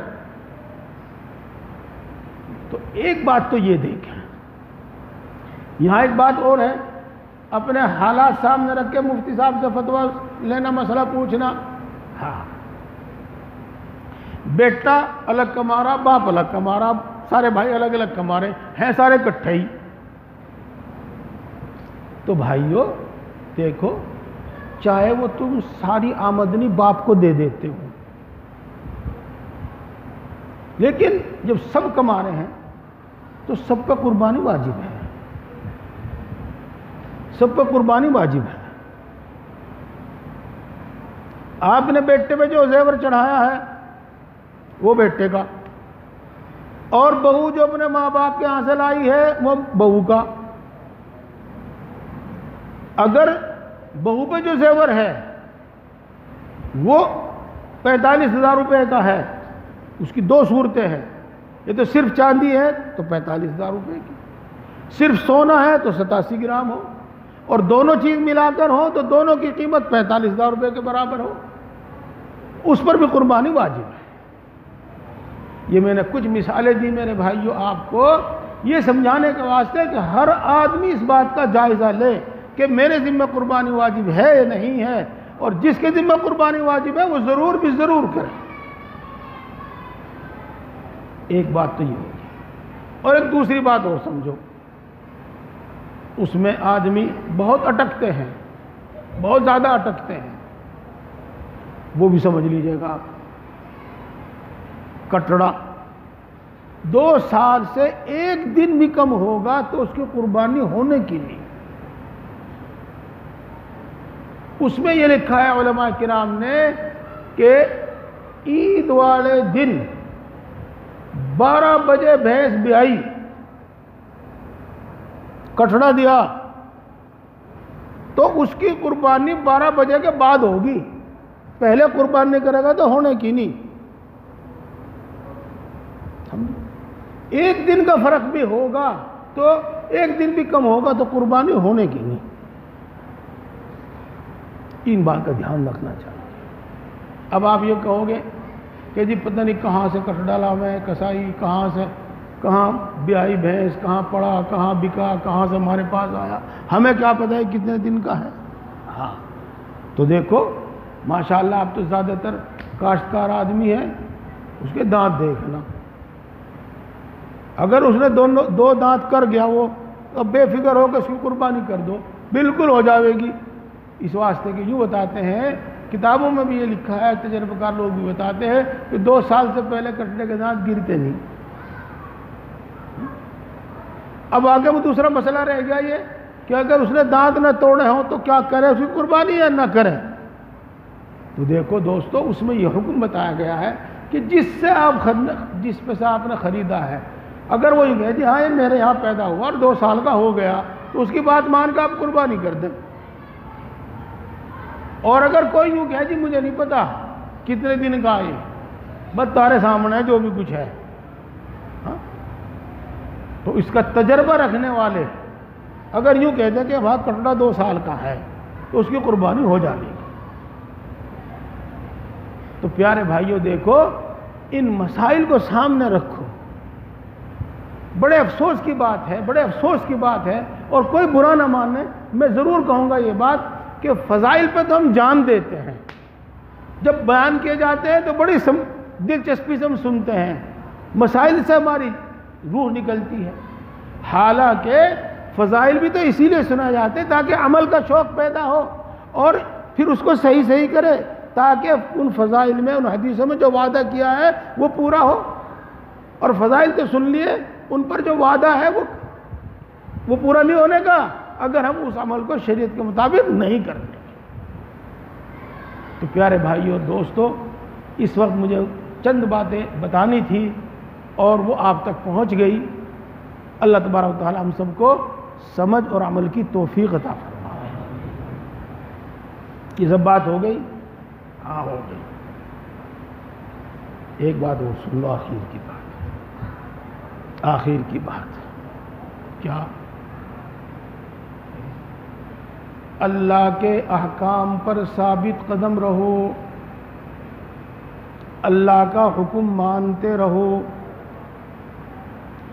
پھر جس حال میں بھی اللہ رکھے وہ بہتر ہی بہتر ہے۔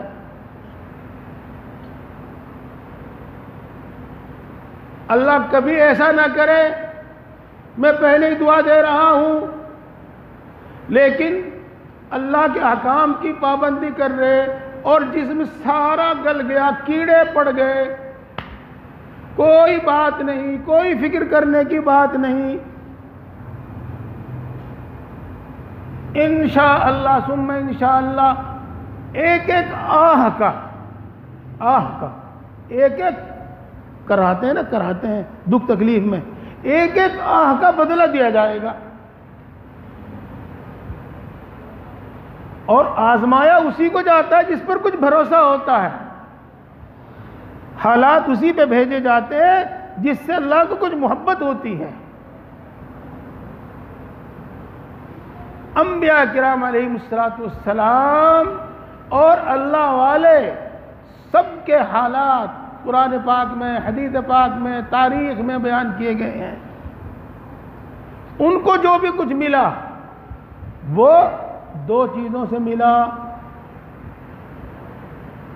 جو کس کو ملا دو چیزوں سے ملا۔ کہاں سے ملا؟ صبر اور تقوی۔ تقوی کا مطلب اللہ کی ماننا، اور صبر کا مطلب جیسے حالات پہ آ جائیں ان سب حالات کو برداشت کرنا۔ میں نے آپ کو حضرت ابراہیم علیہ السلام کا قصہ سناتے وقت بہت جگہ پر اشارہ کیا، میں دوبارہ پھر کچھ باتیں آپ کے سامنے رکھتا ہوں۔ 86 سال کے بعد بچہ پیدا ہوتا ہے، بیٹا پیدا ہوتا ہے، اور حکم یہ ہوتا ہے کہ ابراہیم بیٹے کو اپنے سے جدا کر دو، اس کی ماں کو بھی اپنے سے جدا کر دو۔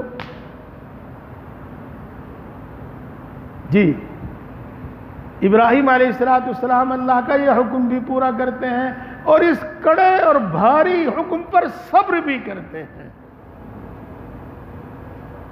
اس لیے میں پھر کہتا ہوں جو ملے گا تقوی سے اور صبر سے ملے گا۔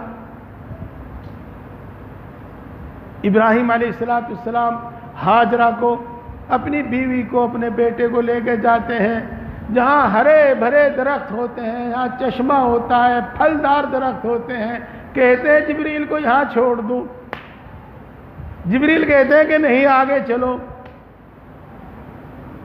اور ایسی جگہ چھوڑنے کا حکم ہوتا ہے جہاں نہ کوئی سایہ ہے، نہ پانی ہے، نہ کوئی کھانے پینے کی چیز ہے، نہ آبادی ہے، کچھ بھی نہیں ہے۔ صبر، اللہ کا حکم بھی مانا اور صبر بھی کیا۔ حضرت ہاجرہ، اللہ ان پر اپنی رحمتیں نازل کرے، ان کا جملہ ایمان کو گرما دینے والا ہے، مومن کے خون کو گرما دینے والا ہے۔ حضرت ہاجرہ ابراہیم علیہ السلام سے کہتی ہیں کہ آپ ہمیں یہاں کیوں چھوڑ کر جا رہے ہو؟ ابراہیم کوئی جواب نہیں دیتے۔ حضرت ہاجرہ انتظار کر کے، ان کے جواب کا انتظار کر کے کہتی ہیں کہ کیا تم ہمیں اللہ کے حکم سے یہاں چھوڑ کر جاتے ہو؟ ابراہیم گردن ہلا کر جواب دیتے ہیں کہ ہاں، اللہ کے حکم سے چھوڑ کر جا رہا ہوں۔ تو حاجرہ کیا کہتی ہے کہ جاؤ، اب اللہ ہمیں ضائع نہیں کرے گا، اذن لا یضیعنا، اب وہ ہمیں ضائع نہیں کرے گا۔ میرے دوستو، اللہ کی ماننا ہے، صبر کرنا ہے۔ کہاں تک صبر کرنا ہے؟ دیکھو، جب آدمی پر بھاری وقت آتا ہے تو وہ اس کا ایمان لڑ کھڑا جاتا ہے، یقین کے بجائے شک و شبہات پیدا ہونے شروع ہو جاتے ہیں، اور شیطان بھی اپنا کام کرنا شروع کر دیتا ہے۔ حضرت ہاجرہ، اللہ ان پر اپنی رحمتیں نازل کرے، اپنے بچے کو تڑپتا ہوا دیکھ رہی ہیں، لیکن نہ اللہ تبارک و تعالیٰ کی مدد کے آنے میں کوئی شک و شبہ ہے، اور نہ اللہ کے حکم پر کوئی اعتراض ہے۔ اگر اعتراض ہوتا اور اللہ کے حکم کو برا سمجھتی تو اللہ کی نصرت بالکل نہ آتی، زمزم وہاں بالکل نہ نکلتا، پانی وہاں بالکل نہ نکلتا۔ اس بھاری وقت میں بھی، اس مشکل حالات میں بھی اللہ سے خوش رہ کر اللہ کے ہر حکم کو پورا کیا. اسی لیے اللہ تبارک و تعالیٰ کو یہ عمل اتنا پسند آیا کہ رہتی دنیا تک سب حاجیوں پر لازم کر دیا, تم بھی اسی طرح کرو جیسے ہماری لاڈلی ہاجرہ نے کیا تھا. اس لیے پیارے بھائیوں, صبر کرو, صبر کرو. تنگ دستی سے گھبرا کر حرام کی طرف مت چلو, یہ صبر کے خلاف ہے. بیماری سے گھبرا کر الٹی سیدھی دوائیں مت کرو, یہ صبر کے خلاف ہے. بیماری سے گھبرا کر مزاروں پر چڑھاوے نہ چڑھاؤ, یہ صبر کے خلاف ہے. کوئی پوچھتا ہے کہ فلاں چیز کے وہ شراب جائز ہے کیا؟ ایک نے تو یہ سوال کر دیا کہ ہمیں بتایا ہے کہ سور کا گوشت اس کا علاج ہے, تو سور کا گوشت کھا سکتے ہیں کہ نہیں کھا سکتے؟ اس چکر میں مت جاؤ. میرے پیارے بھائیوں, ہماری آزمائشوں میں سے ایک آزمائش یہ ہے کہ ہمارے موبائل پر روزانہ میسج آتے ہیں کہ آپ کے لیے مکان کا لون ہے, آپ کے لیے ٹریکٹر کا لون ہے, آپ کے لیے گاڑی کا لون ہے, اور سودی روپیہ لے لے کر کاروبار کر رہے ہیں, سودی روپیہ لے کر گاڑی خرید کے اس میں بیٹھے پھرے ہیں. یہ بالکل جائز نہیں ہے, کوئی گنجائش اس کی نہیں ہے میرے بھائی. تو اس لیے میں کہہ رہا ہوں کہ اللہ کا حکم پورا کرو اور صبر کرو. انشاءاللہ ہر چیز کا بدلہ دیا جائے گا, ہر کراہٹ کا اور ہر آہ کا بدلہ دیا جائے گا. اللہ تبارک و تعالی ہم سب کو سمجھ اور عمل کی توفیق عطا فرما. جیسے ماشاءاللہ اب آپ اس وقت تشریف لائے ہیں, اطمینان سے آپ نے سنا ہے, فجر کی نماز پڑھ کر اشراق تک بھی کچھ باتیں ہوں گی. اس وقت زیادہ باتیں ترغیبی ہوئی ہیں, اور صبح کو باتیں ہوں گی عمل کی, کہ ہم نے جو دین کی بات تو پر عمل کرنے کا رات ارادہ کیا تھا, ہم اس پر عمل کس طرح کریں, ہمارے لیے کس طرح عمل آسان ہو جائے گا, کہاں سے شروع کریں. وہ باتیں انشاءاللہ فجر سے اشراق تک تقریباً آدھا گھنٹے میں ہوں گی. اب دعا کرتے ہیں اللہ تعالی ہم سب کو دین کی صحیح سمجھ اور عمل کی توفیق عطا فرمائے. الحمدللہ رب العالمین الرحمن الرحیم مالک یوم الدین والصلاة والسلام علی سید الانبیاء والمرسلین محمد وآلہ واصحابہ اجمعین. لا الہ الا انت سبحانک انی کنت من الظالمین. ربنا ظلمنا انفسنا وإن لم تغفر لنا وترحمنا لنکونن من الخاسرین. اے اللہ تو سب سے بڑا ہے, ہر چیز پر قادر ہے, ہر چیز کا مالک ہے, ہر چیز کا پیدا کرنے والا ہے, ہر چیز کے خزانے تیرے قبضے میں ہیں, تیرے خزانے کبھی کم یا ختم ہونے والے نہیں ہیں. اگر تو اپنی مخلوق میں سے ہر ایک کو سمندروں کے برابر بخش دے تو بھی تیرے خزانوں میں اتنی کمی نہ آوے جتنی سمندر میں سوئی ڈبونے سے اس کے پانی میں کمی آ جاتی ہے. اے اللہ تو یقیناً بڑی طاقت والا ہے, بڑی قدرت والا ہے. تیری قدرت میں مٹی اور سونا پیدا کرنا برابر ہے. اے اللہ تو یقیناً بڑی طاقت والا ہے. تیری قدرت میں کنکر پتھر اور ہیرا موتی پیدا کرنا برابر ہے. اے اللہ تو یقیناً بڑا مہربان ہے, سب پر مہربان ہے, بڑی بڑی نعمتوں سے نوازتا ہے, بلا عوض عطا فرماتا ہے, بلا استحقاق عطا فرماتا ہے, بے شمار عطا فرماتا ہے, بغیر مانگے عطا فرماتا ہے, اور مانگنے والوں کو کبھی محروم نہیں کرتا. اے اللہ تو یقیناً بڑا مہربان ہے, سب پر مہربان ہے, بڑی بڑی خطاؤں کو معاف کرتا ہے, بار بار معاف کرتا ہے, معاف کرنے کو پسند کرتا ہے, سینکڑوں سال کے کفر و شرک تک کو توبہ کرنے سے معاف کر دیتا ہے. اے اللہ ہم تیری ان اچھی اور سچی صفات کے واسطے سے اور دوسری تمام اچھی اور سچی صفات کے واسطے سے مانگتے ہیں, ہم سب کو ایمان کامل عطا فرما. اے اللہ ایمان کامل عطا فرما. اے اللہ ایمان کی لذت و حلاوت نصیب فرما. اے اللہ ایمانی تقاضوں پر عمل کرنے کی توفیق نصیب فرما. اے اللہ ایمانی صفات ہمارے اندر پیدا فرما، اے اللہ اپنے وعدوں کا یقین ہمارے دل میں پیدا فرما، اے اللہ اپنی صفات کی پہچان عطا فرما، اپنی صفات کا یقین عطا فرما، اپنی محبت و معرفت عطا فرما، اپنا خوف عطا فرما، اپنے نبی کی محبت عطا فرما، نیک لوگوں کی محبت عطا فرما، نیک اعمال کی رغبت ہمارے دلوں میں پیدا فرما، ہم سب کو ہدایت عطا فرما، کل عالم کے انسانوں کو ہدایت عطا فرما، ہماری اولاد کو اور ہماری آنے والی نسلوں کو ہدایت عطا فرما، اے اللہ ہم سب کو دین کی صحیح سمجھ عطا فرما، نفع دینے والا علم عطا فرما، جو ہم نے سنا ہے اس پر عمل کرنے کی ہمیں توفیق عطا فرما، اے اللہ ذکر کرنے والی زبان عطا فرما، اے اللہ شکر کرنے والا دل عطا فرما، اے اللہ اپنی اطاعت و عبادت میں مشقت برداشت کرنے والا جسم عطا فرما، اے اللہ ہم سب کو اپنا فرما بردار بندہ بنا، ہم سب کو متقی اور پرہیزگار بندہ بنا، آج تک جتنے گناہ کیے ہیں تمام گناہوں کو معاف فرما، اے اللہ پکی سچی توبہ نصیب فرما۔ میں 4 جملے کہوں گا، آپ آمین کہنے کے بجائے وہی جملے لوٹا ہے۔ اے اللہ جرم کا اقرار ہے، رحم کی درخواست ہے، اے اللہ جرم کا اقرار ہے،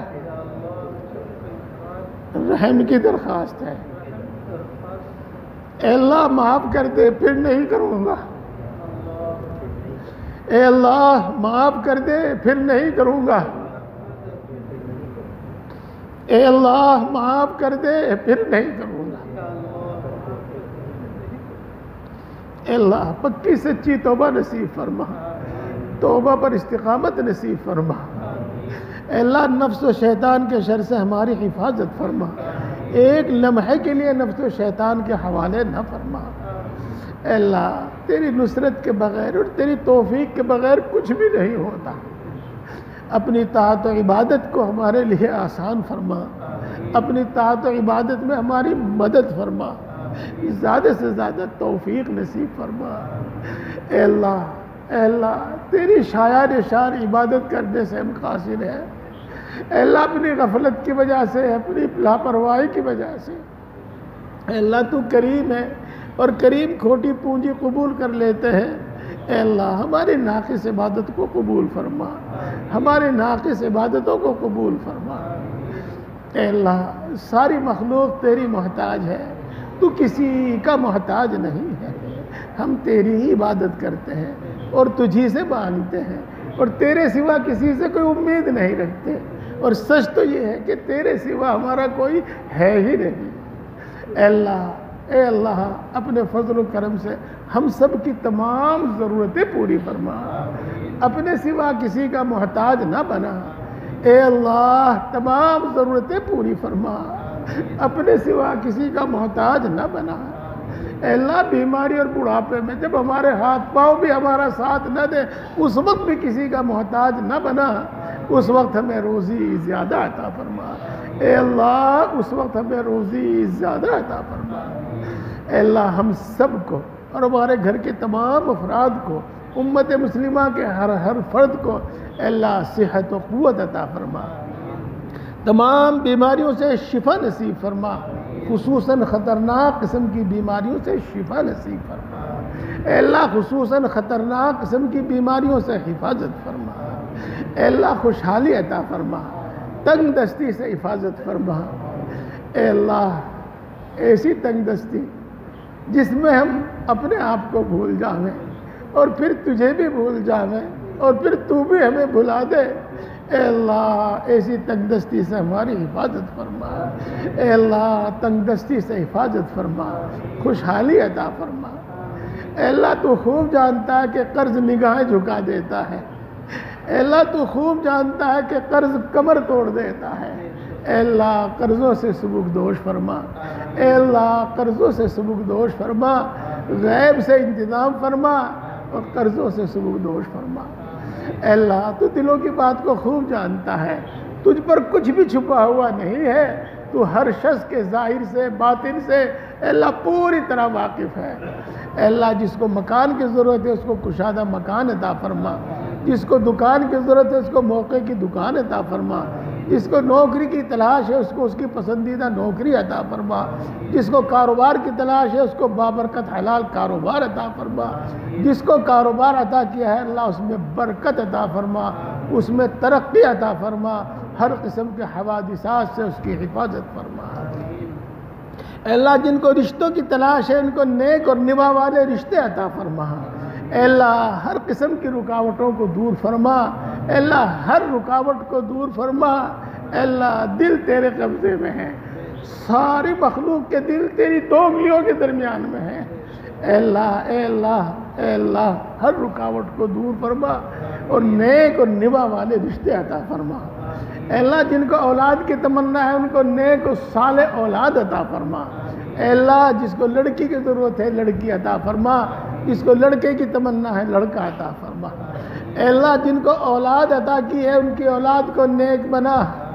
اے اللہ آنکھوں کی ٹھنڈک بنا، دل کی راحت بنا، ملک و ملت کا خادم بنا، بہترین صلاحیتیں بہترین قابلیتیں ان کو عطا فرما۔ اے اللہ ان کو آوارہ اور ناکارہ ہونے سے بچا لیجئے۔ اے اللہ ان کو آوارہ اور ناکارہ ہونے سے بچا لیجئے۔ اے اللہ ہمارے گھروں میں چین سکون اور سکینہ نازل فرما، اپنی رحمتیں نازل فرما، اپنی برکتیں نازل فرما، ہمارے درمیان اتفاق اور اتحاد پیدا فرما، نرم مزاجی عطا فرما، نرم کلامی عطا فرما، بردباری عطا فرما۔ اے اللہ ہمارے آپسی جھگڑے ختم فرما، خصوصاً ماں باپ اور اولاد کے آپسی جھگڑے ختم فرما، خصوصاً میاں بیوی کے آپسی جھگڑے ختم فرما۔ اے اللہ بڑوں کا اکرام کرنے، ہر ایک کا حق ادا کرنے کی ہمیں توفیق نصیب فرما، خصوصاً ماں باپ کی عزت و خدمت کرنے کی توفیق نصیب فرما۔ اے اللہ مال جان ایمان عزت و آبرو کی حفاظت فرما۔ اے اللہ مال جان ایمان عزت و آبرو کی حفاظت فرما، کسی ظالم کو ہم پر مسلط نہ فرما، کسی بے رحم کو ہم پر مسلط نہ فرما۔ اے اللہ جو ناجائز مقدمات میں پھنسے ہوئے ہیں ان کو باعزت بری فرما، جو اپنے حق کے لیے لڑ رہے ہیں ان کو ان کا حق عطا فرما۔ اے اللہ مرتے دم تک دین حق دین اسلام پر ثابت قدم فرما، اپنے اپنے مقررہ وقت پر ایمان پر خاتمہ فرما۔ اے اللہ ایمان پر خاتمہ فرما۔ اے اللہ مرتے وقت کلمہ نصیب فرما۔ اے اللہ مرتے وقت کلمہ نصیب فرما۔ اے اللہ موت کی سختی سے حفاظت فرما، قبر کے عذاب سے حفاظت فرما، میدان حشر کی سختیوں سے حفاظت فرما۔ اے اللہ تو اپنے بہت سے بندوں کو عرش کے سائے میں جگہ دے گا، ہمیں بھی عرش کے سائے میں جگہ عطا فرما۔ تو اپنے بہت سے بندوں کو بغیر حساب کے بخشے گا، اے اللہ ہمیں بھی بغیر حساب کے معاف فرما دیجئے۔ اے اللہ جہنم سے حفاظت فرما، اے اللہ جہنم سے حفاظت فرما، اے اللہ جہنم سے حفاظت فرما، جنت الفردوس میں جگہ عطا فرما، اپنے نبی کا پڑوس عطا فرما۔ اے اللہ پوری امت مسلمہ کی مغفرت فرما، ہمارے ماں باپ کی مغفرت فرما، ہمارے بیوی بچوں کی مغفرت فرما، ہمارے بہن بھائیوں کی مغفرت فرما، ہمارے اعزاء اقربا دوست احباب کی مغفرت فرما، ہمارے اساتذہ ہمارے مشائخ کی مغفرت فرما۔ اے اللہ جس کا ہمارے ذمہ کوئی حق ہے اس کی مغفرت فرما۔ اے اللہ جس نے ہم پر کبھی کوئی احسان کیا ہے اللہ اس کی مغفرت فرما۔ اے اللہ اسلام اور مسلمانوں کو عزت اور قوت اور غلبہ نصیب فرما۔ اے اللہ اسلام اور مسلمانوں کو عزت اور قوت اور غلبہ نصیب فرما، امت کے اندر بیداری اور سمجھداری پیدا فرما، امت کے اندر اتفاق اور اتحاد پیدا فرما۔ اے اللہ اسلام اور مسلمانوں کے خلاف جو سازشیں رچی جا رہی ہے، جو منصوبے بنائے جا رہے ہیں ان سب منصوبوں میں ناکام فرما۔ اے اللہ ان تمام منصوبوں میں ناکام فرما۔ اے اللہ اسلام اور مسلمانوں کی دشمنوں کی جماعت کو ٹکڑے ٹکڑے فرما۔ اے اللہ ان کی طاقت کو پارا پارا فرما۔ اے اللہ ان کی جماعتوں کو ٹکڑے ٹکڑے فرما اور ان کی طاقت کو پارا پارا فرما۔ اے اللہ کل عالم کے اندر امن و امان سکون اطمینان نازل فرما، خصوصاً ہمارے ملک میں اور خصوصاً ہماری اس بستی میں اور خصوصاً ملک فلسطین میں اے اللہ امن و امان، سکون و اطمینان نازل فرما، امن و امان کے دشمنوں کو نیست و نابود فرما، امن و امان کے دشمنوں کو تباہ اور برباد فرما، اے اللہ دین کی نصرت کرنے والوں کی نصرت فرما، اے اللہ جہاں جہاں مسلمانوں کو ستایا جا رہا ہے ان کی خصوصی نصرت فرما، اے اللہ ہر وہ خیر تجھ سے مانگتے ہیں جو تیرے نبی نے مانگی ہے ہم کو عطا فرما، ہر اس شر سے پناہ چاہتے جس سے تیرے نبی نے پناہ چاہی ہے اے اللہ اس سے ہماری حفاظت فرما، اے اللہ جو مانگا ہے وہ بھی عطا فرما اور جو مانگنے سے رہے گا وہ بھی عطا فرما۔ اے اللہ اے ہم سب کو پیدا کرنے والے، اے اللہ اے ہم سب کو پالنے والے، اے اللہ اے ماں سے زیادہ محبت کرنے والے، اے اللہ اے باپ سے زیادہ مہربان، ہم اپنا دکھ تجھی کو سناتے ہیں، ہر ضرورت تیرے ہی سامنے پیش کرتے ہیں، تجھی سے فریاد کرتے ہیں۔ اے اللہ سچ تو یہ ہے کہ تیرا سوا ہمارا کوئی ہے ہی نہیں، اے اللہ سچ تو یہ ہے کہ تیرے سوا کسی میں کوئی طاقت اور کوئی مجال ہے ہی نہیں، اے اللہ تو دلوں کی بات کو خوب جانتا ہے، تجھ پر کچھ بھی چھپا ہوا نہیں ہے۔ اے اللہ ہم سب کی اور خصوصاً حاضرین مجلس کی جائز مرادیں پوری فرما، جائز تمنائیں پوری فرما، اے اللہ ہر مشکل کو آسان فرما، اے اللہ ہر پریشانی کو دور فرما، اے بگڑی کے بنانے والے ہر بگڑا ہوا کام بنا دے، اے قادر مطلق ہر اٹکا ہوا کام بنا دے، اے اللہ اپنے فضل و کرم سے اور اپنے نبی پاک حضرت محمد مصطفیٰ صلی اللہ علیہ وسلم کے صدقے اور طفیل سے ہماری تمام دعاؤں کو قبول فرما، آمین آمین یا رب العالمین۔ اے اللہ ہمارے حق میں بھی قبول فرما اور جو دعا کے لیے کہتے ہیں ان کے حق میں بھی قبول فرما، آمین آمین یا رب العالمین۔ ربنا تقبل منا انك انت السميع العليم وتب علينا انك انت التواب الرحيم، سبحان ربك رب العزة عما يصفون وسلام على المرسلين والحمد لله رب العالمين۔